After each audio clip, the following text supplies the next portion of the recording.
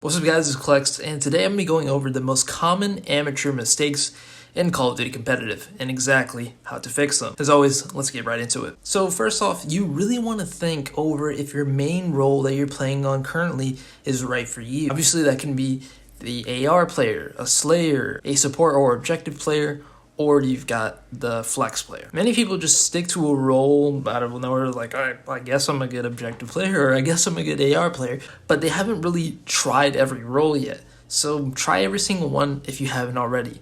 And if you don't know any of those roles that I just mentioned, and you don't know what they do, link in the description to my playlist. I go over every role. At the beginning, I explain what the role is, if you would be a good player on it, and then of course I give tips on how to improve at every single role. That playlist is down in the description below.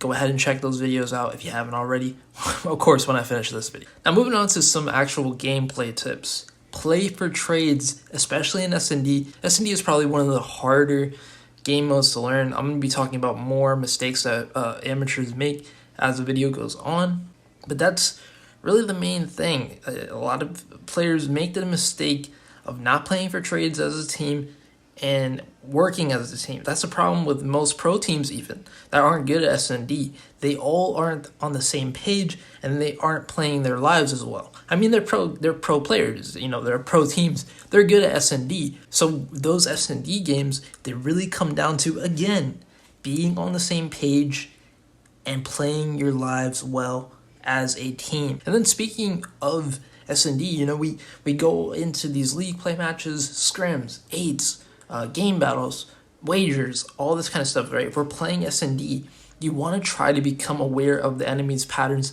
in S&D. You don't want to just wing it willy-nilly, you know. The more the S&D map goes on, the more easier you can make reads. So start trying to be aware of that, especially if you feel as though you're kind of the leader role in S&D and you make a lot of the shot calls. You want to start to try to recognize patterns and make those calls to say, hey, yo, this guy usually goes here around mid and raid. Let's just go ahead and try to focus in on him. I think he's about to do it again. That happens, boom, you got him. So yeah, be aware of that. Try to recognize patterns, and from there, you can make reads in S&D. Now, amateur players, the mistake is they don't know when to value their lives. You want to really value your life, obviously, on rotation, when you're close to streaks, when possibly you can be in the decision 1v1 with a player in a general area of the map on HP. If you die, your team is going to lose the spawns. It's just a big deal. You want to recognize that. You're going to know when to value your life better the more you put in time to the game, whether it's watching, whether it's playing. You just want to put more time into it and you'll get better at that. And another thing you should try to focus on getting better at is playing off your minimap. To be honest, that's something that I feel that I need to get better at. Sometimes I'm just too focused on like gunning people or whatever, when the minimap is going to tell me the better story. And I'm sure that sometimes maybe that happens with you as well. So play off your minimap more. That's going to be able to tell you the story, what your teammates are going to need help with without even really communicating it to you, what you need to do on the map, should you rotate, spawns, all that kind of stuff. The minimap will tell the story, and yeah, just play off it more. Just a quick thing, don't ego chow. I do that, you know, if you don't know what that means, it's just challenging somebody in a gunfight that you have no business in winning. Sure, sometimes you can get that kill, you're like, oh shit, I just shitted on him, and it's fun, but if you really want to focus on doing good as a player in pretty much any situation, whether it's a scrim or tournament, do not ego chow. Now, another thing that's kind of about aiming, a little bit, it's not too far from ego chowing, warming up. If you don't warm up with bots before you play, please start to do it every day before you practice or are going to play some competitive matches, whatever it may be, if you don't already do that. Pubs is, because of skill-based matchmaking, like, honestly, you should just play pubs after aimbots. Before, it would be, like, cool, you know, and whenever skill-based matchmaking was implemented, I'd be alright. I'd be like, okay, you want to play pubs, play against real people, that's fine. But skill-based matchmaking makes it really, really hard, and it's honestly stressful. So hop in a private match, put on bots, minimap always on, and get a couple kills in, 100, 200, whatever you're feeling, 150. around there, and yeah, then start playing competitive. So another tip is focusing on consciously improving your centering, not just doing it and being like, all right, I guess I'm centering throughout this whole entire map. Really, really know that you are doing that. You are consciously putting the centering of your screen where you are expecting someone to be all the time, because that's what the pros are doing. If you're an amateur and top amateurs, so if you want to get to that level, top amateur, pro, you need to do that. That's what they're doing. That will help you snap on people. It will help your aim so much. So this is a big one. Not recording your own gameplay and reviewing it. Most of the times, it's the little things that made you lose the map. So try to focus on finding that and fixing it. Sure, if you have somebody recording your whole team's gameplays, you can watch that. But the majority of you guys maybe don't have that. So, you don't have the mini-map with your whole team and where the enemy was, right? So you're going to have to record your own gameplay. And I have a video on that, also a link in the description, on exactly how to review your gameplay properly. So, and if you don't have a capture card, you don't need one. You can use Xbox, research it. Honestly, you just stream it to a channel, throwaway Twitch channel. You could do that. On PS4/PS5, there's something called PS Remote Play, and if you're like, yo, Clux, I don't want to do all that kind of stuff and download something, set up Twitch on my Xbox, blah, blah, blah, blah. Obviously, you have PC, record with OBS, point blank and simple. But if you don't have any of those things, theater mode, boom, that's it. Turn that on, make sure that it's all set up well, and boom, you're set. Your stuff was recorded. That's perfectly fine. You can rewind and all that kind of stuff. So yeah, no excuse. Watch your gameplay. And another thing, watch the pros in your free time. This will improve your gameplay more than just playing, and I promise. I mean, you're putting massive hours into playing. That is going to teach you the game very, very fast, sure. But also watching the pros, man, that's going to do it for you. Obviously, you want to watch more of the CDL so you can look at the mini-map. But watching straight up, pro scrims or pro 8s is fine too, of course. But also another mistake I see people make is just watching and not focusing on understanding what the teams are trying to do, what the players are trying to do, all that kind of stuff, right? Another thing you want to be aware of is what the pro with your role is doing on the map. So for example, if you're an AR player, you want to focus on watching Formal, Clayster, and Octane, of course. You have those numbers on the screen. So yeah, you're like, all right, Clayster's number 4 on the map. Okay, he's rotating here. Take note of that.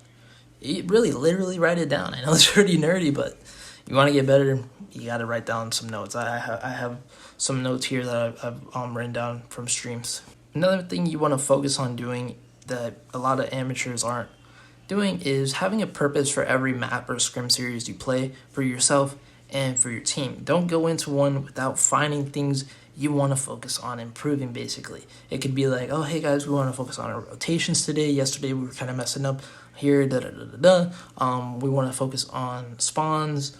We want to focus on our trades, all that kind of stuff. And another thing, guys, use YouTube to your advantage. You can almost learn anything about COD competitive right now on YouTube. Spawns, lines of sight, hardpoint setups, breaking hardpoint setups, centering tips, aiming tips in general, freaking S&D strats, all that kind of stuff. You can learn. Just go ahead and search for it. It will help you out a ton if you aren't already doing it. This channel is out here for you. There's a bunch of other guys. All you got to do is just search through YouTube, man. A lot of information out there right now from the community. And, honestly, those guys I consider my peers. I don't know anybody currently making competitive videos. I've had AK comment on one of my videos a couple months ago. Great guy. Yeah, so I don't personally know any of them. I haven't talked to them one-on-one yet, but AK is a really good channel, AYKAY. There's IKO Nation, Salvation's Elite, and then from there I'm kind of lost. But so I would think a big thing for amateurs right now that they are most likely lacking, in my opinion, it would probably be good communication. That's only going to come with time, and you really want to make sure that the comms are smooth. A lot of times when we're watching a pro team struggle, usually their comms are pretty frantic. So you want to rest assured with your team, whether it's scrims or, you could even be just doing 8s or league play. Let everybody know to calm down and be rest assured that everybody is being listened to and you're all on the same page. And yeah, try to just create a good environment, a positive one. Gas your teammates up when they do something good. When something's going bad, try to give confidence in your team. Let them know you got it. And yeah, last tip I'm going to give is to stop being impatient. Start learning to become patient in all aspects, in game and out. This is going to take a while if you want to improve. Sometimes we reach a plateau, of course, that can happen in pretty much anything you do in life, any hobby, any skill, right? So learn to become patient. Realize that becoming a pro or top amateur isn't going to happen just in one day, a month, perhaps a year. It's going to take time. Really focus on the long term. Consistency is key. Try to hop on every day and be patient with your team. It's going to be hard to improve, and even patience in game can help out as well, because you obviously don't want to be running around the map like a chicken with your head cut off, and obviously want to slow down sometimes in a game mode like S&D.